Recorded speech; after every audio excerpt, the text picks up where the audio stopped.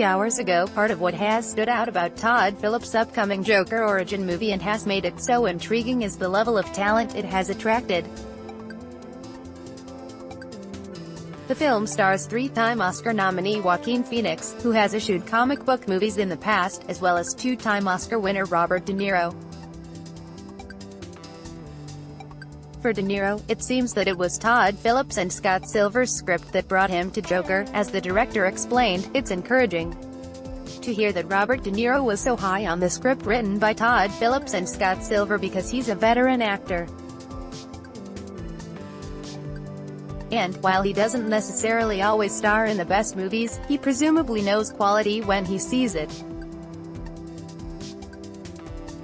The actor clearly saw something he liked and dug the script enough to sign on for Joker, which is a comic book-inspired movie and not a genre Robert De Niro generally finds himself in.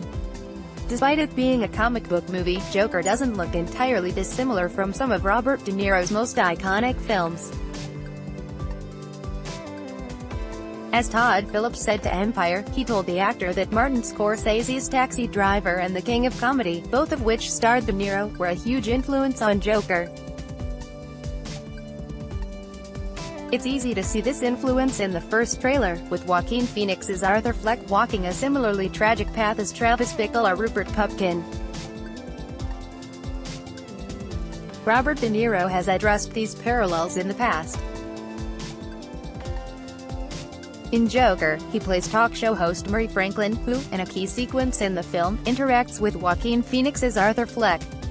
While Murray Franklin is not King of Comedy's mentally deranged wannabe stand-up comedian Rupert Pupkin years later, and Joker is not an unofficial sequel to that film, De Niro admits that it is connected in an obvious way. That's certainly cool to hear, and should add some nice poetry to the rest of Robert De Niro's career. It'll be interesting to see those connections and just how great the script for Joker is. Deadpool 2 actress Zazie Beetz, who stars as Sophie Dumond in Joker, has said that the entire script was rewritten during filming, with the actors joining Todd Phillips and Scott Silver in a trailer to help mold the script during production, and we'll see how well that worked out in just a few months. Joker is set to give us a completely different version of Batman's iconic nemesis than we are used to seeing, and Todd Phillips has said that he expects backlash because his film doesn't follow anything from the comics. Normally, I'd say he's probably right, but anecdotally, it weirdly feels like DC fans are just really open to wherever Todd Phillips and Joaquin Phoenix take us in this movie. In addition to his appearance in Joker, Robert De Niro will also be reuniting with Martin Scorsese later this year for Netflix's The Irishman. Joker opens in theaters on October 4th, and you can check out our 2019 release schedule to keep track of all this year's biggest movies.